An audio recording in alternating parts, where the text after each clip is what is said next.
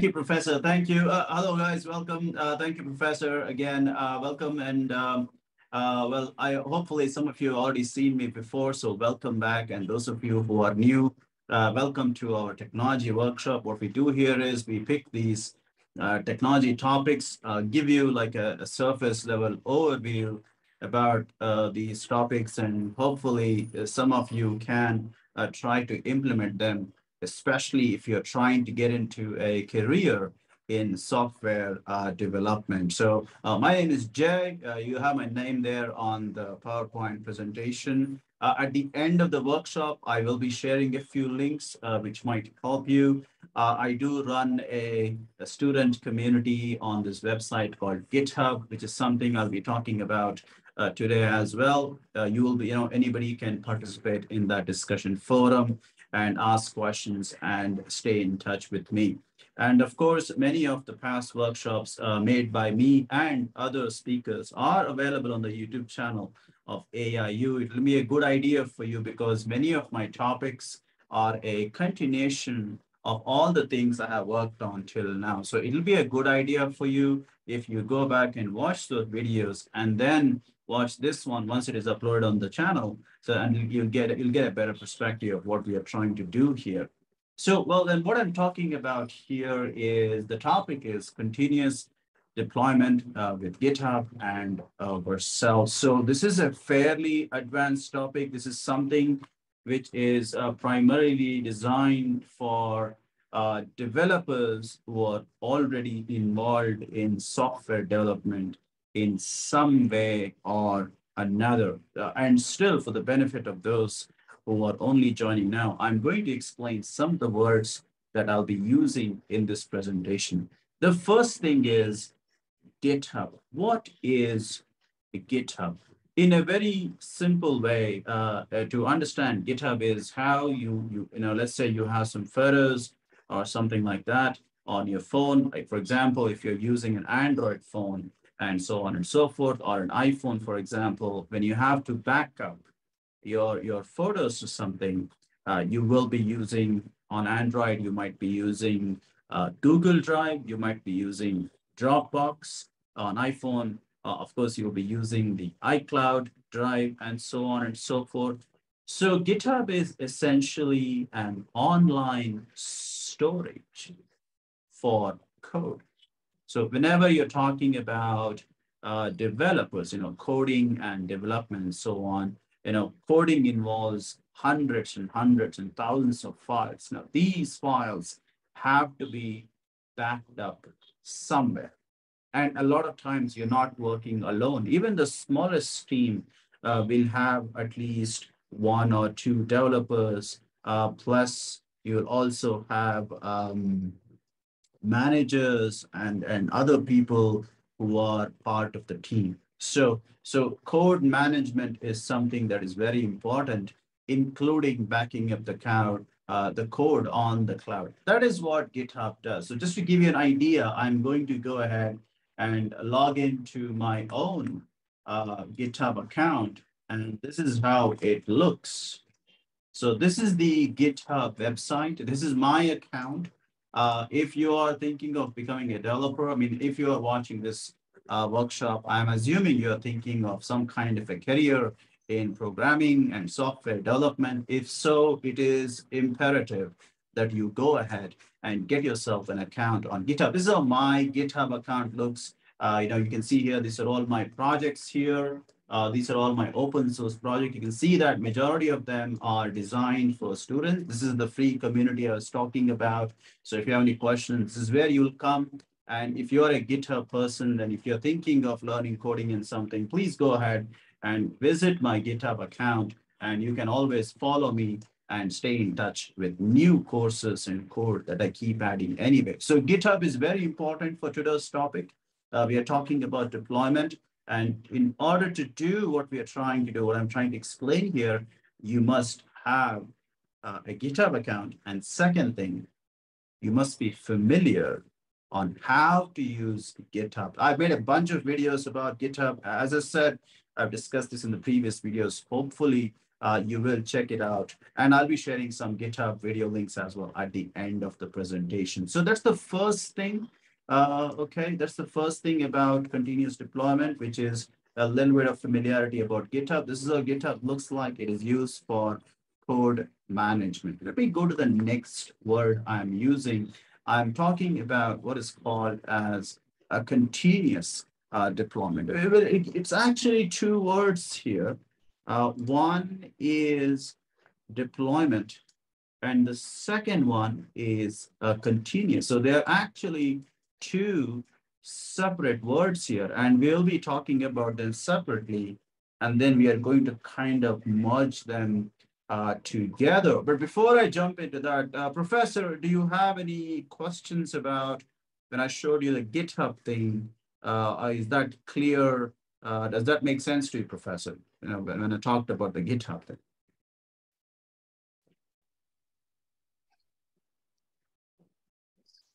It certainly does, Jay, except that I don't have an account as of yet with GitHub. And as soon as we're done today, I'm going to just proceed and open up an account with GitHub.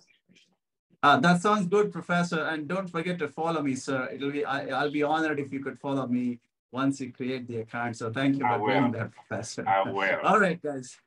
Let's get back to the this one then. So as always, if you have any questions, just put it in the chat. Professor Wilson is, collecting all the questions, and we'll be discussing it, at the end of the session and so on. So right then, so let's talk about deployment then. So in software development, every time you visit a website, okay, for example, I talked about GitHub, for example, when you tried to join this presentation, you had to visit the AIU website, the Zoom company website and all that. You filled out a form and then you were able to sign in and things like that. So all these things are websites. Now, what does it mean, folks? Let's try to look at this in a more simple way. Now, what happens is, let's go to that example form you had to fill before you join. So that is your website, and you are able to access it on your mobile phone, on your tablet, on your computer, however you access websites, whenever you want to get something done, okay? Now, that is a website. So every website in the world is always running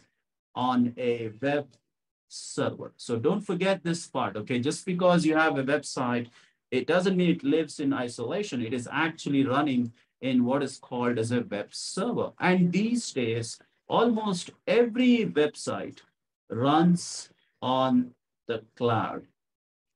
Okay, as I mentioned, we have gone into detail about this in many, in many of my previous workshops as well. So this is how a modern website situation looks. So when you enter the form, you're going to a website which is actually running on a web server, which in turn is usually running on the cloud for the sake of simplicity. So this is how a normal website would look. So ultimately what happens is, let's try to change that drawing a little bit. So you have the cloud, and then you have the website on a web server, and finally you have the website. So these three things work together. So every time you attend or visit a website, like that form website or even the GitHub website, this is what we are talking about. You have the website in the center, web server, which is usually part of a cloud. So this is how it is usually organized, okay? Now, which means, now when the website is built, it doesn't matter, any website is built, it really doesn't matter, any kind of website. It could be a personal website, business website, news website, Facebook, Twitter, whatever, AIU website, Zoom website, all these websites, how it works is somebody, a developer or a team of developer, they have to sit and write the code on their computer, okay? So somebody has to sit and type, even a simple website can have 10, 20, 30, big website like Facebook, they'll have hundreds and thousands of files, because that's how complex things are. So what happens is So whatever code has been written by the developer, that code, once the work is done, once the coding is done, it has to be put into the web server. Okay, so let me try to, I hope that makes a little bit of sense here. So a developer or a team of developers, they will write the code. This is a laptop. I hope it looks like a laptop. I really hope it does. It does. What Watson says look like a laptop. So that's where the developer is working. And when the work is done, when the website is ready to show to people, they will take the files and they will put it on the web server. So this step, okay, and the reason I'm telling all this story is this step, okay, where you take the files from here and put it in the web server, this step is called deployment. Okay, to give you a simple example, it's kind of like, in your home, the food is prepared in the kitchen. But I don't think anybody is going to the kitchen to eat the food. Like usually the kitchen food is prepared and then you bring the food to the living room, or, if you're like a big person, rich person, you have a dining room, then you eat in the dining room or something. Okay. So what is happening this? The food is being deployed. It's being prepared in the kitchen, like how the coding person writes the code on the computer, and then how the kitchen is food is prepared, and then the food is brought to the living room or the dining room. So that is like deploying the food. So now everybody in the family can sit together and eat the food. So similarly, the code is taken from the developer's computer and then put on the server. So that is deployment. Okay. And especially in the olden days, not even now, maybe in some companies, but hopefully not anymore.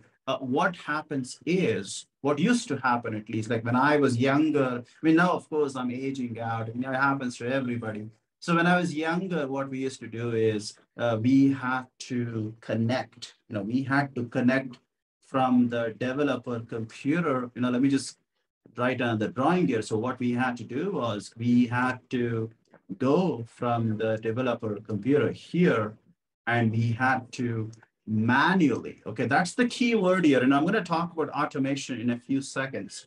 Okay. What we had to do was we had to manually connect to the web server and then put all the files by hand. Okay. So this is kind of like, like for example, these days, if I have to watch a movie or something, I can just use an app to book the movie ticket. Okay. But in the olden days, like I'm from India, what we used to do is before the internet, we had to stand in a queue. I don't know if Professor Walson ever had to do that. I don't know. Like 10 years ago, 12 years ago, whenever I want to watch a movie, like if it's a big Batman movie or something, I had to get up early at 8 o'clock, stand in the queue, not go to the restroom and whatnot, stand there and make sure we get the movie ticket. So that is like manual, manually buying the ticket. But these days, it doesn't matter. Like, for example, every time a movie coming next week, I can usually buy the tickets online 1 week before. Just open the app and just select the seat and pay for it, and the seat is ready. There you go. So that is how good, and that is automatic, right? So I'm going to come to that word automatic. So in the olden days, we had to put these files manually. So that is called manual deployment. Okay, so hold on to that word, because only if you understand what manual deployment is, you will be able to understand what I'm talking about with continuous deployment. But before I go into that word continuous, Dr. Walson, any questions from you, sir? Or is the story so far clear to you? I'm doing very well. As you know, Okay. the last time you were with us, I mentioned that I personally have my own website on the net, so I'm very familiar with most of the concepts that you are sharing with us, except that I don't have my GitHub account as of yet. Okay. I'm going to take care of right after this session. Okay, that is good. That is good. Very nice. Very nice. So I'll continue, Dr. Watson. Thank you, sir. So there you go, folks. So that is what we used to do in the olden days. It may even be being done today as well to some extent, because of some technological limitations or something. But so that is the manual deployment. Now, the problem, let's talk about the problem, because when you have a solution, the question is, what is the problem it is solving? Okay, I mean, what's the whole point of automation? Why and where do you use automation? That's the question here. So the idea is, now going back to the drawing of mine where I was trying to, you have your web server and then you have your code on the computer. Let's imagine a scenario like, let's say there's a festival about to show up, maybe, or a movie website, something everybody can understand too. Because if I talk about festival, I have to choose a specific festival, but there are no global festivals that I can choose. So I'm going to stick with movies. So let's say a new movie is coming up and Dr. Walson is excited about the movie. So he wants to add the details about the movie on his personal website or something. So let's suppose it's like tomorrow is the movie and Dr. Walson sits today, makes all the changes or asks someone to make all the changes. And it's about 9 p.m. US time. And then all the changes are done. And then, the files are uploaded to the website and everything is looking great. And then Dr. Watson goes ahead, has a nice dinner, and he's just about to go to sleep. And I give a call to Professor Watson, and I'm like, Professor, the date is wrong on your website. And it's already 10 p.m. Everybody's going to bed. Dr. Watson is ready to go to bed, but now the date is wrong. And morning, when people get up, they'll start checking out the website. It's already shared on Facebook and everything. So what to do now? What to do? So obviously the next step is to simply go ahead once again, get all the code, log into this, manually log into the web server, upload all the files, go through the procedure. It may take half an hour. It may take 1 hour. We don't know. That is how manual deployment works. It's like that movie theater thing. In the olden days, we used to think, right? You stand in the queue, you wait for an hour or two, and then you reach the box office counter. And that is when you realize you forgot your wallet at home. And now you have to leave the queue. Very, very uncomfortable scenario to be in. So this is the kind of issues we face with manual deployment. So if you make any mistake, and also there is the whole deployment thing is very, very time consuming. So you have, because you're doing it manually, it takes a lot of effort to fix things. Every single fix will take so many hours and so many steps, and also can be very, very inconvenient to take care of, especially if you are not a technology person, like you still have to depend, like let's say you work in an office with a team of developers, and then you find the error in the middle of the night. And let's say it's Friday night, you have to wait till Monday for your developers to become available to fix the problems, and so on and so forth. So these are the kind of issues you are going to face when we talk about manual deployment. And this is the problem that continuous deployment is trying to solve. Oh, the drawings, hold on.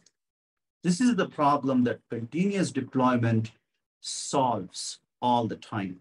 Okay, and so what does continuous deployment do? So it's actually sort of automatic. Okay, so let me once again draw a drawing here.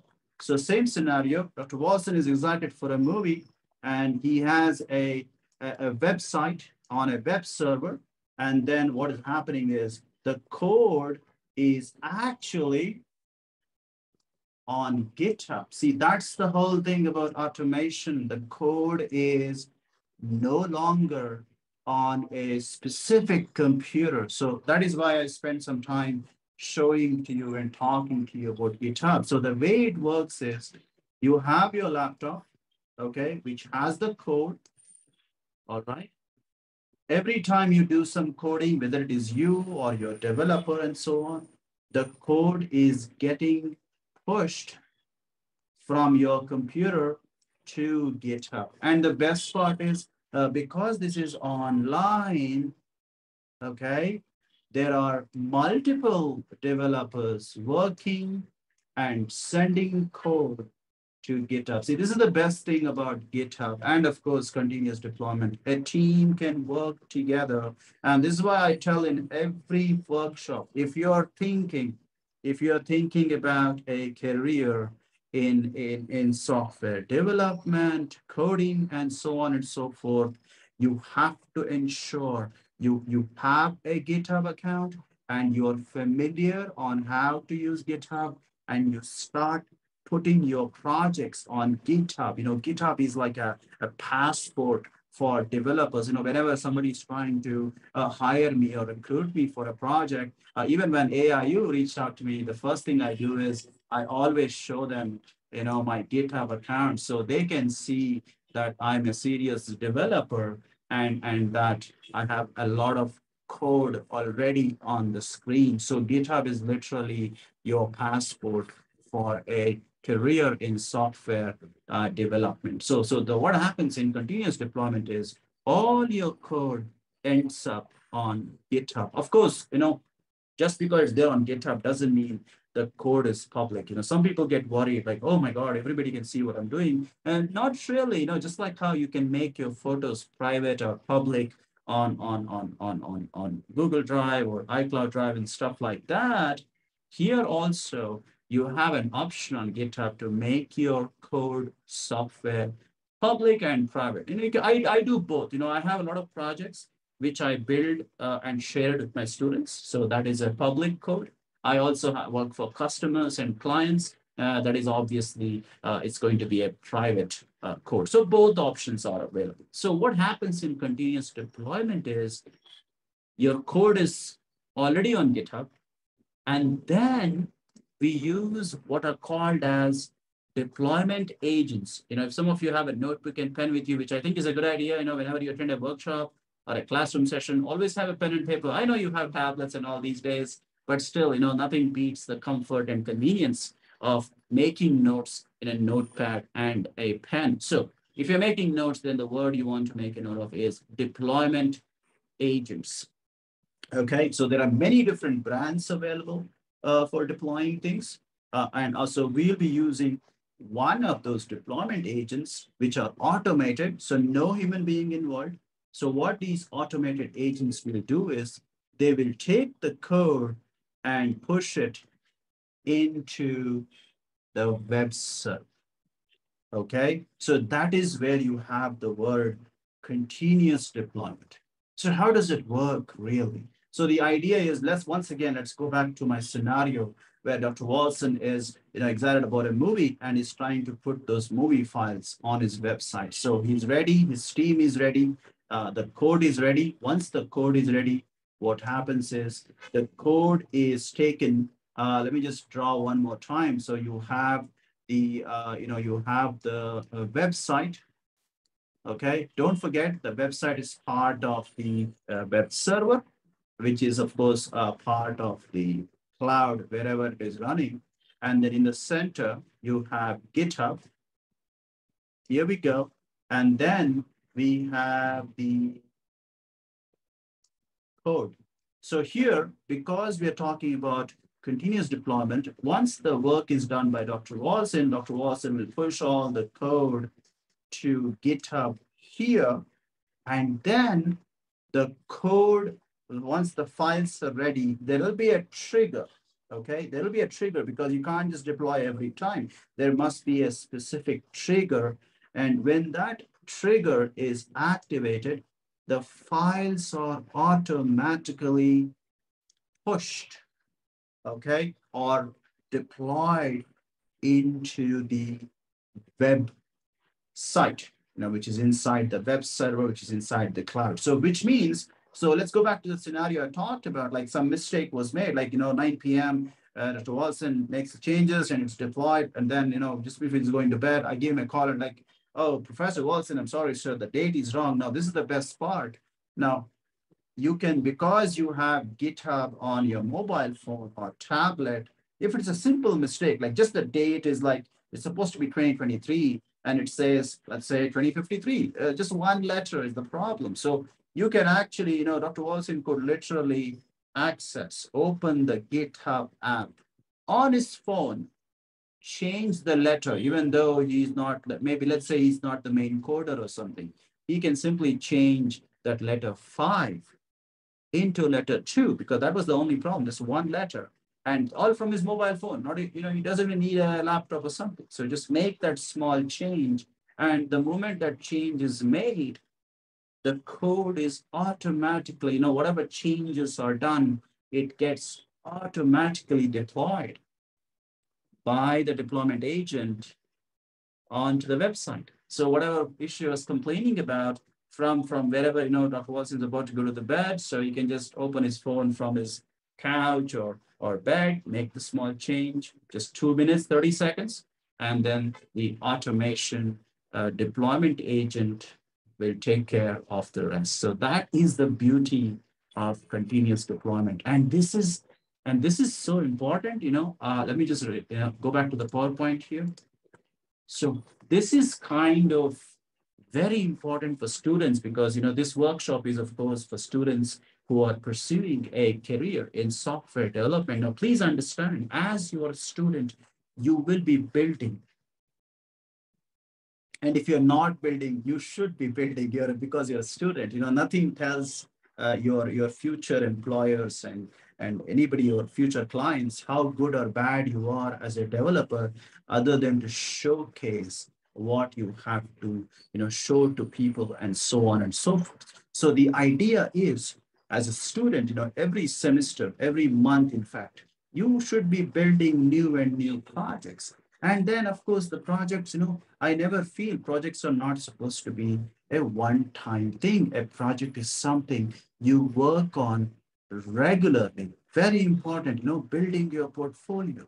You are going to be adding and making changes every week, every 2 weeks. And the thing is, if you're not doing continuous deployment, and this is a major problem with a lot of students, okay? Because continuous deployment is a little bit advanced, many people don't learn it. So what happens is, they may not deploy at all, which is just terrible, or they may only deploy it once in a while, and they may even do it manually, because learning continuous deployment takes some time. So the thing is, when you have continuous deployment turned on and configured for your projects, you'll be able to focus on working on your projects, and let the deployment agent take care of all the headaches related to deployment. So as a developer, the sooner you learn automation as a developer, and in one of the previous workshops, we talked about AI as well, automation, AI, all these modern tools,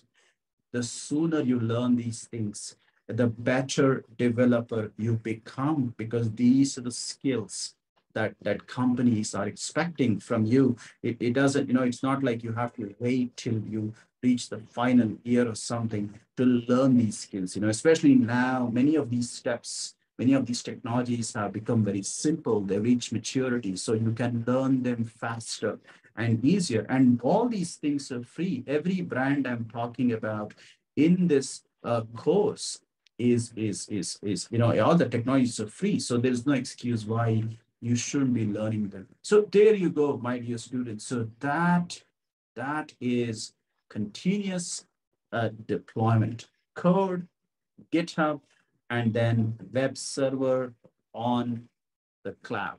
So that's what we're trying to explain here. So I'm going to explain a couple of brands, maybe even show you how it looks on my computer. But before I move on to that topic, Dr. Watson, of course, any questions you have, please let me know, sir.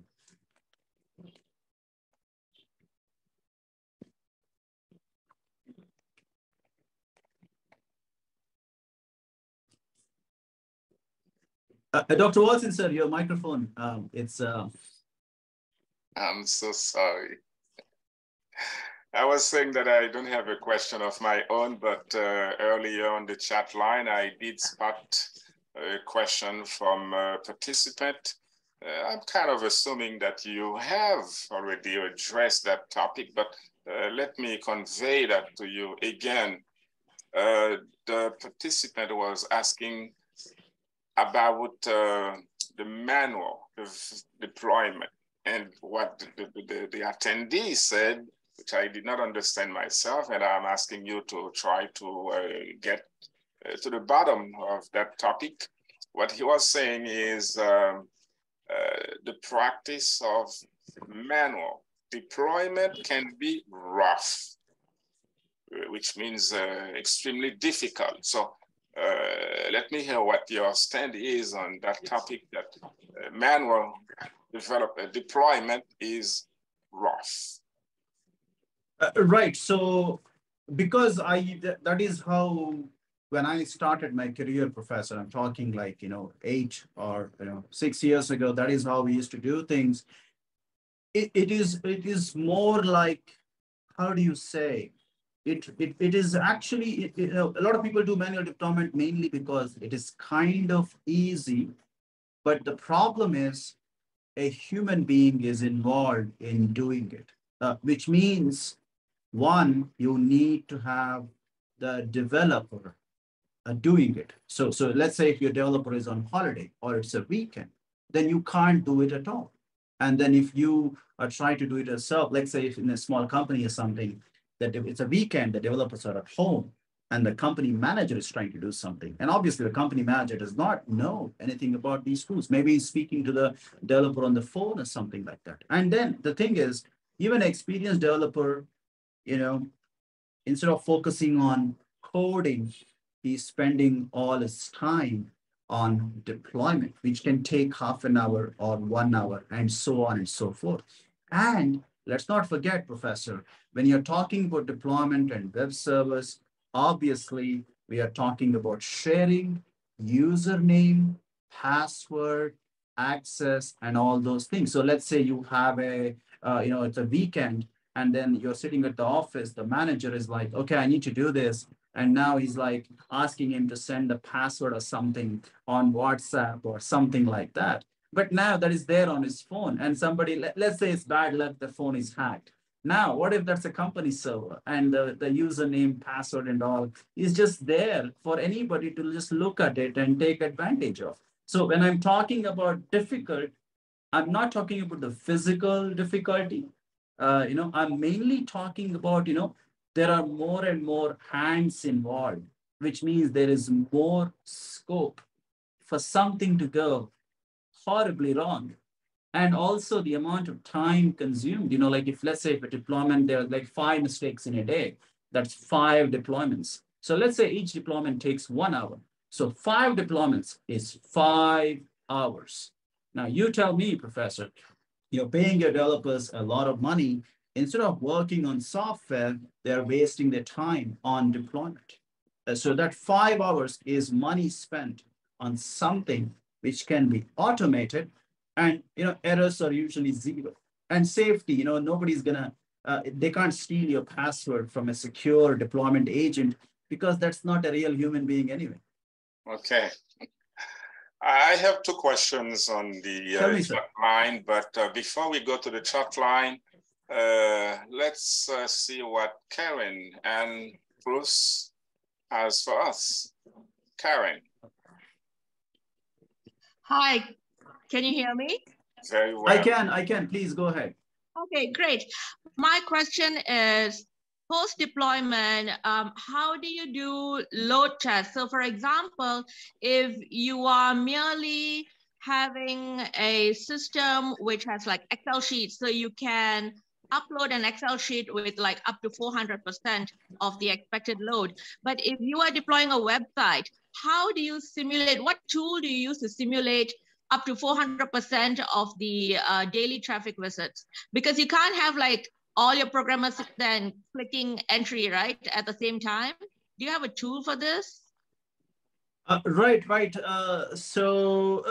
One thing is, thank you for that question, but I must acknowledge it's a little bit outside of today's topic, but I'll give you a quick answer though.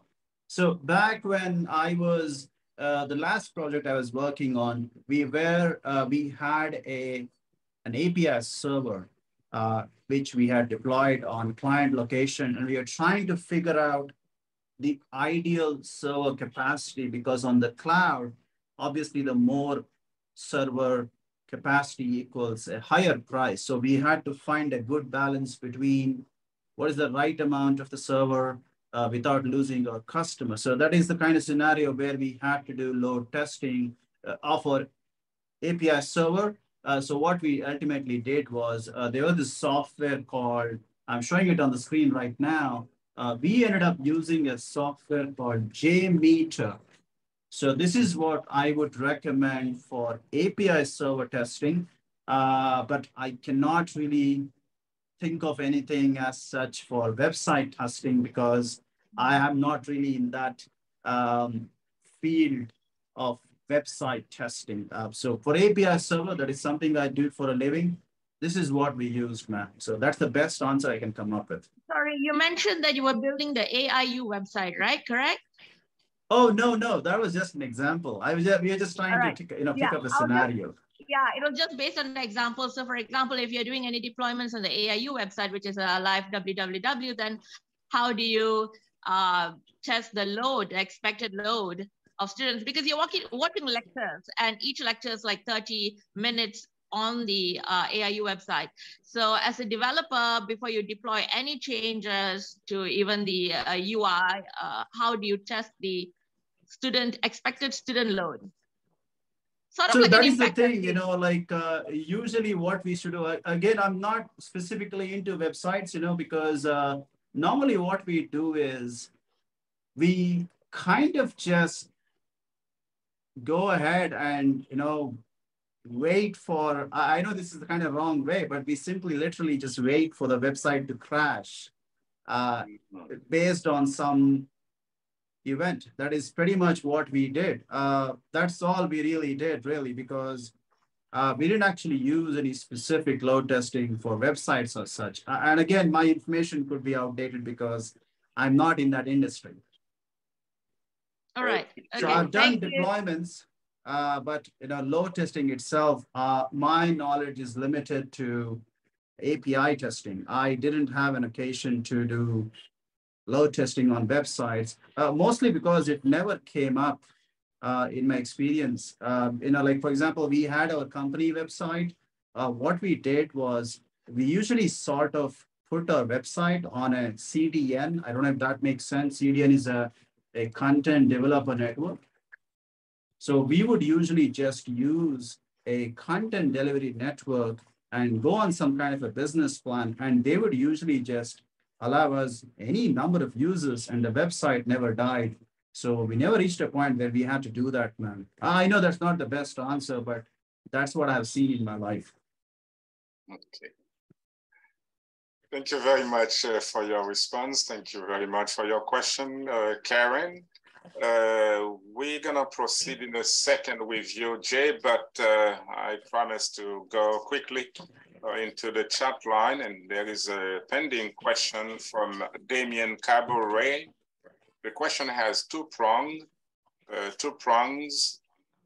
Number one, he is asking whether GitHub is safe and maintained for doing such continuous deployment as a webmaster. And then he said also, what about a website that is built with a software? What you see is what you get. Does it apply to those websites built with software without coding? Right. So I'll answer the second question first, Dr. Walsin. So when you use the second type, the one, the best example, of course, are websites like Shopify and WordPress and GoDaddy and so on and so forth. Now, in those cases, Professor, as the title already says, it is no code. So when there is no code, there's no opportunity for us to put those things on GitHub. So when there is no GitHub involvement, there is no scope for continuous deployment because that company, these people, the WordPress people or some other people, they would have their own internal technology to do the deployment, sir. So they're already doing it without taking your help. They don't want you to code at all. So obviously, they want to take care of the deployment as well. So that problem is already solved for you. So the moment you make some changes, like on WordPress, for example, when you add or change an image, within a second, within a few seconds, the change is already visible to your customers. So they're already doing the continuous deployment. It's part of the package. Does that answer your second question, Dr. Wilson? I would say yes. I'm using the conditional because the question was so not the first one, sir. Okay. Sorry, for 1 second. The first question, GitHub is of course safe because one, it's from Microsoft.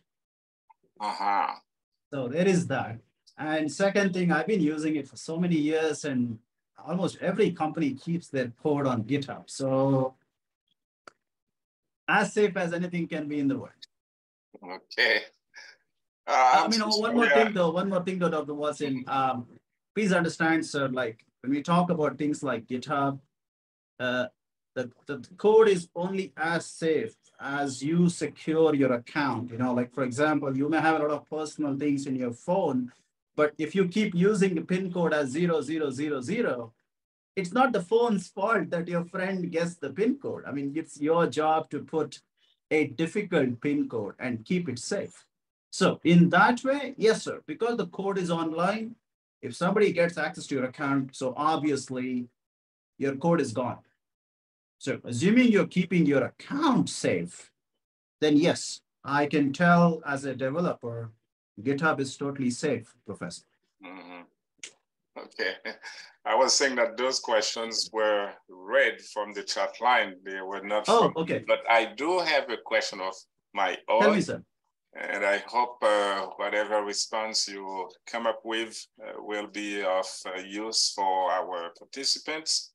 I like to be proactive in everything that I'm doing. I did say I was gonna get my GitHub account right after the session, but I just grabbed my phone and downloaded the GitHub, but upon opening that app, surprisingly, it is telling me sign in. It doesn't give me an option to sign up, but there are some apps or software that operate the very same way. So I went ahead and requested to have a new password, even if the account is new. Yes. But then the GitHub app replies that, well, we don't have any account for the email that you entered, which means I am stuck so far. I do have the app, but it doesn't allow me to sign up for GitHub services.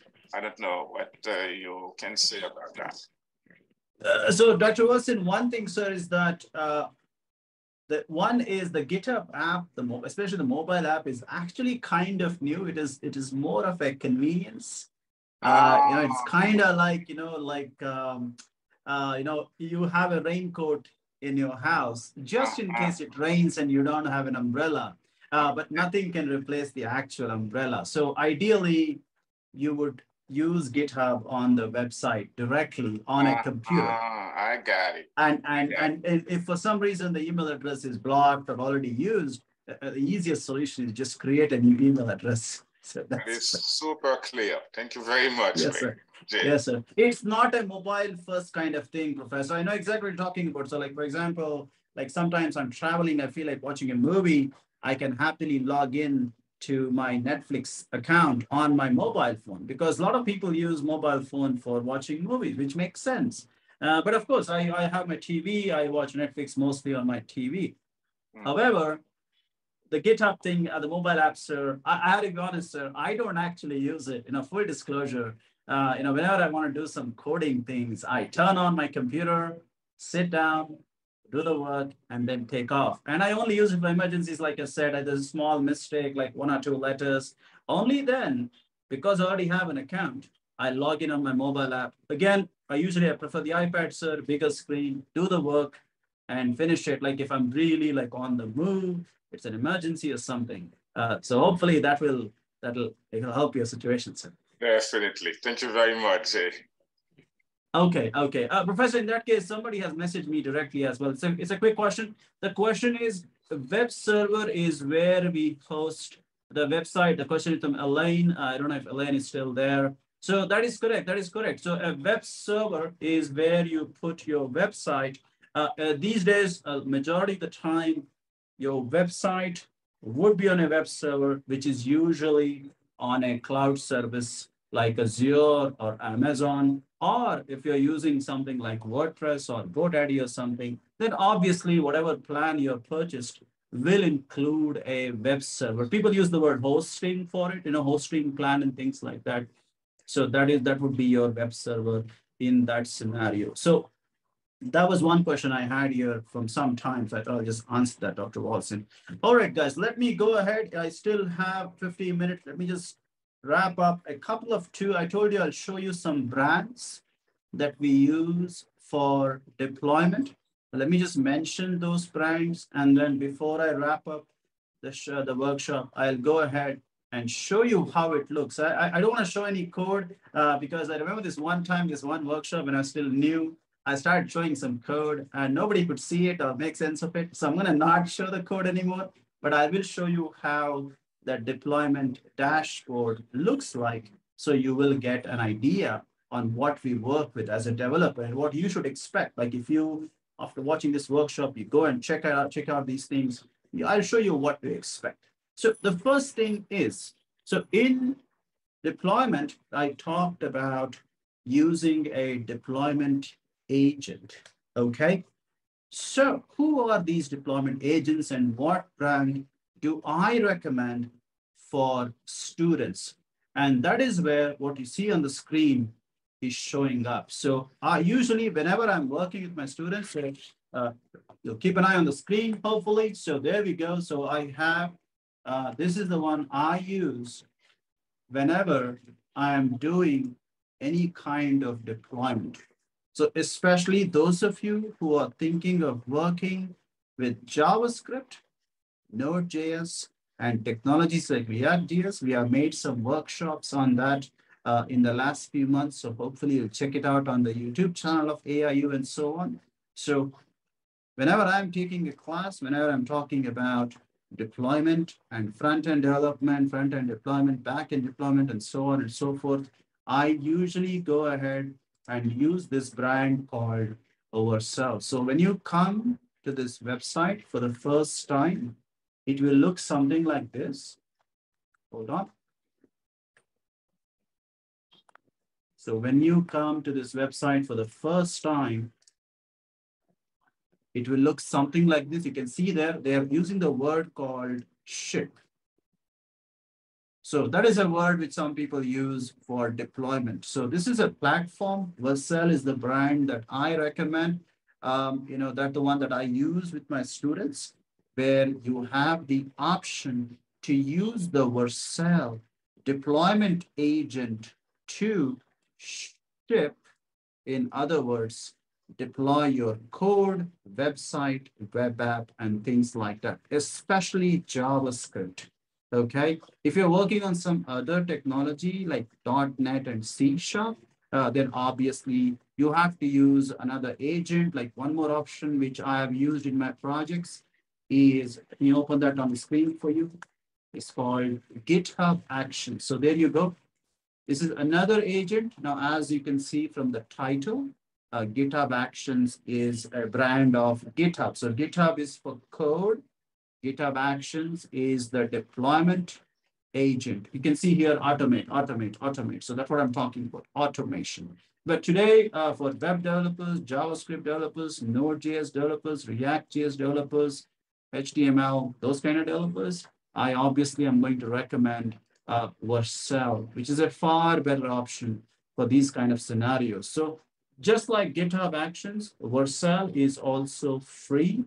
So just like before, as I mentioned with other things, when you go to log in, you can see on the screen right now, you can literally just log in with your GitHub account, because as we have discussed today, if you're going to do continuous deployment, you need to have your code already on GitHub. So GitHub is like a prerequisite for doing any kind of automation with your deployment. And the interesting thing is, you can see here, I've been talking about GitHub in all my sessions, not just today, in all the previous sessions, but you can see that there are other brands also. There is another brand called GitLab. Like there was a question about how safe or something is GitHub. Now, if you have some concerns for some reason, then there are other brands like GitLab, and you have another brand called Bitbucket. So for any reason you're not happy with GitHub, there could be any number of reasons. We all have our personal preferences. So if you don't like GitHub, you can always use GitLab or Bitbucket. They all provide the same service, which is storing your code on the cloud and helping you work together as a team. So log in with one of these three accounts. My recommendation is, of course, GitHub. And once you do that on Vercel, you will see something like this. So every item you see here, this one, this one, this one, this one, this one, these are all projects that I have deployed.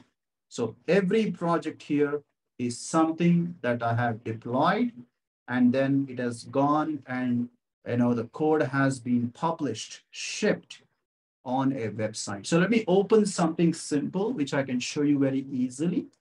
Here we go. This one looks simple enough. So I'm going to open this one in a new tab. There you go. So this is this project. And you can see here that if you in the top, you'll see that I have something called as Git repository. So if I go ahead and open this, there you go. This is my GitHub repository where I have kept my code. And if I scroll down, it shows me, if I go here and there's a button called build logs, you can see that all the times that I have gone ahead and deployed these. There you go. So every time we do something, every time we do a deployment, you'll see a lot of information. All this seems a little bit too much. I'm sorry, you have to see for yourself by creating an account.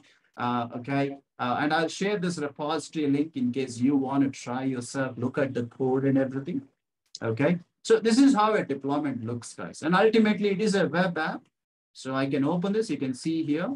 This is the domain. I hope you can see in the screen sharing. Let me try to zoom in so you can look at it better. Hold on. Okay, there you go. Oh, there you go. Okay. So this is the Vercel dashboard for this project. And this is my domain here. And if I scroll down a little bit, 1 second, please. If I scroll down, I'll see a lot of information about when was the last build done, a lot of technical details and things like that, which will help you when something doesn't work. Now, please understand, when you're trying to deploy, there are so many things that can go wrong. All a bit too technical, beyond the scope of this workshop. I'm just showing it what you can expect when you try to do it. And I have made some YouTube videos on this. I'll share that link at the end of the workshop. And finally, if I go here, that's the domain. I can open it. And that is my website. Now the website is deployed. You can see here, I have my website. This is my web server. And this web server is provided for free, again, by Vercel. So you don't have to worry about creating a separate cloud account and things like that. You are getting the web server, you're getting the website, you're getting the deployment agent. Everything is free. Many times students ask me, why are these things given for free? The answer is simple. They are only giving it for free because you're a developer now, and they are hoping that when you learn these things, when you become an advanced developer, then hopefully you start working for a company or something, and you will recommend these services at your office and so on and so forth. So that is why these things are usually given for free to students and hobby projects and things like that. Once you start doing something business or commercial, obviously you have to pay a lot of money for these things, but very suitable for learning. So you have nothing to lose, or, a lot of times what happens, especially in India, what happens is many students, they'll find it difficult to use cloud services because cloud services will ask you to create an account, provide your credit card details and stuff like that. You may have those issues as well. You may be a student who wants to learn all these things, continuous deployment, like today you attended a workshop. and you're like, okay, that guy Jay was talking about this, you want to try, and then you go to the website, and the website is like, you're trying to create an account, and the website is, okay, you have to enter credit card details. I mean, how many students have credit cards, unless you are from one of the developed nations and stuff like that. So for those scenarios, something like Vercel, where you can practice without so many problems, is a very useful option, which is one of the reasons why I show this to my students and why today I'm talking about it on the workshop. So this is the agent, my dear students. So if you're thinking of taking my advice today, trying to practice some continuous deployment, get a taste of things, how it works, experiment and practice, then this is the brand that I would totally recommend. Okay, but one thing I want to tell you guys, before I take some questions and something, I want you to understand, whatever I'm saying, all this sounds great. It definitely sounds great, automatically deploying sites, it sounds cool and all that. But please understand that making it work takes a lot of effort and learning and so on. So let's not forget that part, okay? So all this automation and something comes at a price. As I say in every workshop, those of you who want to become a developer, you need to sit and study. Study a lot, 10 hours, 20 hours per week. More than that, the more the better. So there you go, my folks, I mean, your students. So that is the Vercel agent that I wanted to talk about. I think that's all I wanted to mention. Let me see. I already explained this in the beginning, how we used to do it, manual deployment. There you go again, automation deployment, deployment agents, cloud web app service. I mentioned that. Oh, it looks like I already covered everything. I showed you a sample, quick demo. Oh, there you go. Okay. So there you go. Well, Dr. Vijayasimha, I believe I have said everything I want to say, so I can take as many questions as your audience wants. Sir. Yes. Thank you very much. As usual, that was really phenomenal on your end, Jay. You're too kind, Professor. You're too kind. You're making me blush. It is fact. It is reality. Whatever people think, whatever they want to say, you cannot deny reality. It is a fact that your presentations usually prove super outstanding. As a matter of fact, I would like to travel to India and have some live lessons with you. Professor, please, my apartment is always open. Just come and stay with us. My parents would be very excited to host you, sir. All right. Thank you very, very much, Jay. Let's go to the first question with yes. Dr. Caleb Magutu. It is your turn at this time, Doctor. Dr. Caleb. Hello. Are you able to get me? Yes. Thank you very much for the presentation. And it has really made me, as an engineer, have the urge of wanting to become a developer. I want to thank the presenter and all the organizers. However, I have one question. It's not directly on. Tell me, Dr. Caleb. Yes, sir. My question does not really directly rely on what you have been going through or explaining, but I have this interest.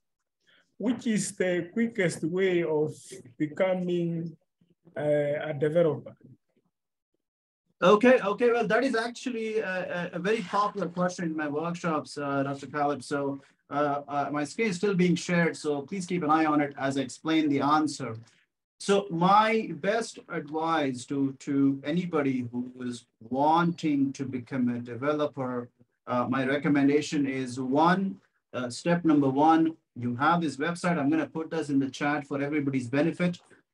First is this one. I'm putting that link in the chat. Dr. Watson, I think you're getting there. Oh, there you go, sir. So guys, one thing is there is this website called Free Code Camp.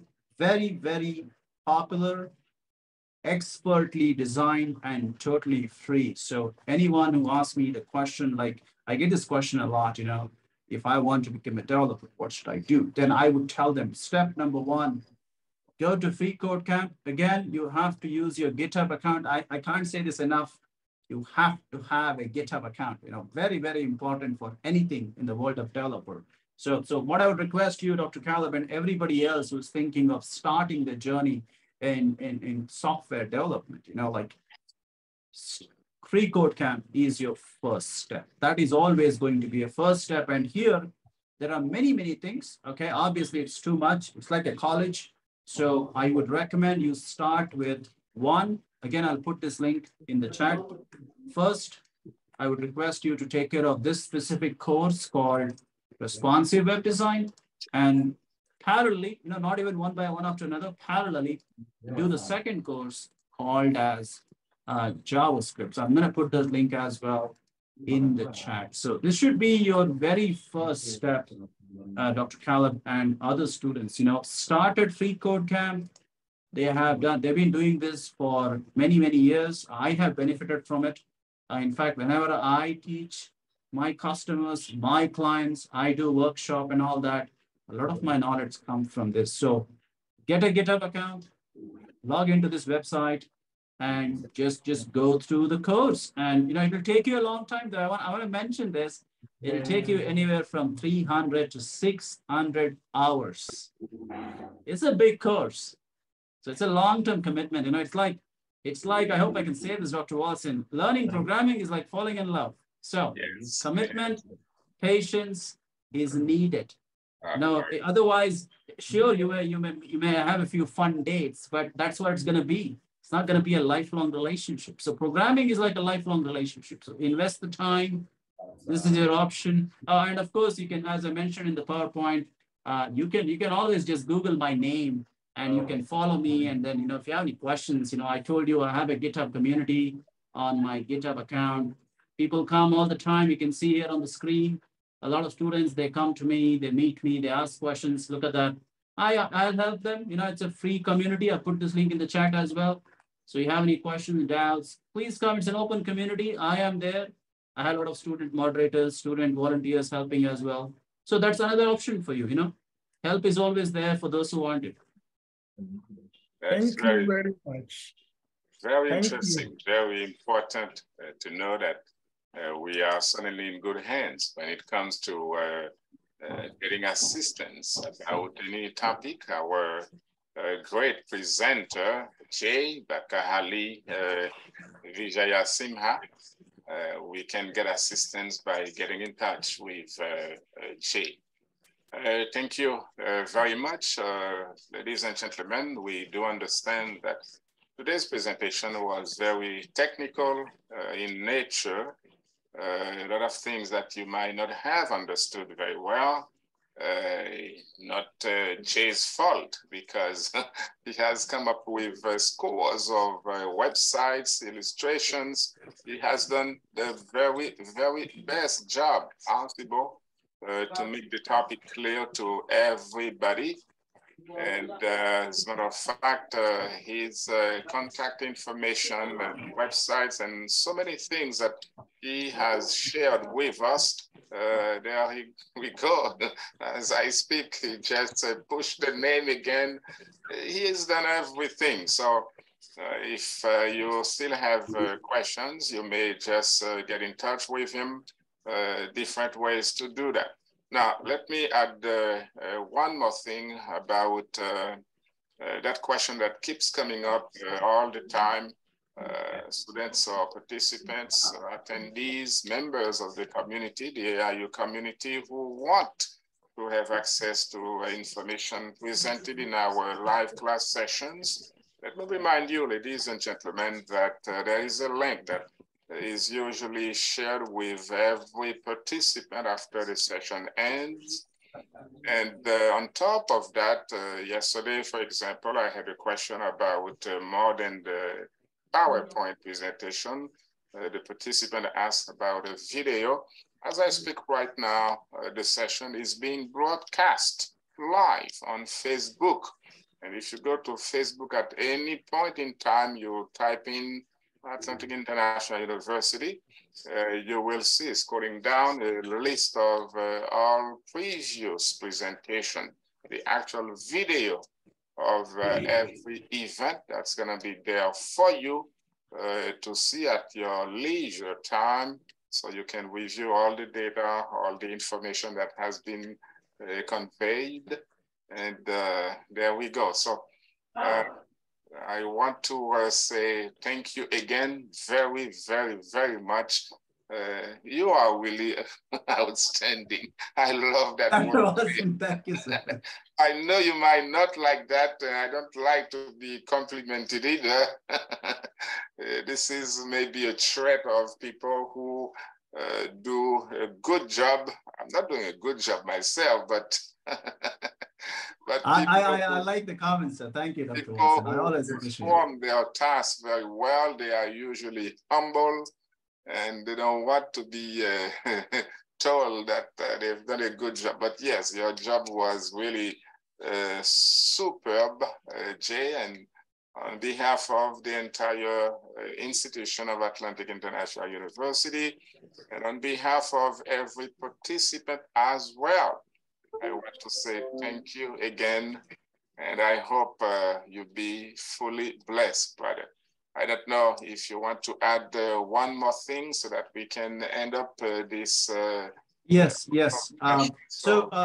Folks, so as always, please remember that the question we answered, if you're thinking of becoming a developer, the links are available, the resources are available. This is not like 10 years ago, 15 years ago, where you had to invest a lot of money and stuff to learn programming. You still have to invest the time. So make sure you get that time discipline every week, 10 hours, 20 hours. And I've shared a lot of links in the chat. Please remember when the session ends, the chat will go away. So whatever links you want, please copy it now when I'm talking to you. Open the chat, all the links are there. Make sure you copy the links and put it. And as I said, if you have any questions, my name is on the board. Write down on your notebook, just Google it. You can find me on everywhere, LinkedIn, Insta, YouTube, whatever you want. I'm everywhere. So just go ahead, follow me, whatever is comfortable to you. You have a question, I told you already, I have a GitHub community of students. It's free, it's open for everyone. Ask as many questions as you want.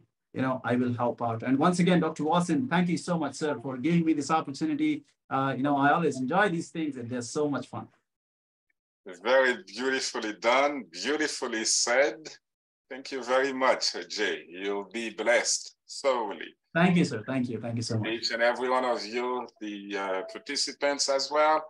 Thank you very much. It's been a real delight to have you today. Let's just together say thank you to Jay. Take care, guys. Thank you. Thank you, Jay. Thank you very much. Thank you, Jay. Thank you very much. It has been interesting. Bye now. Bye-bye. Bye. Thank you from here.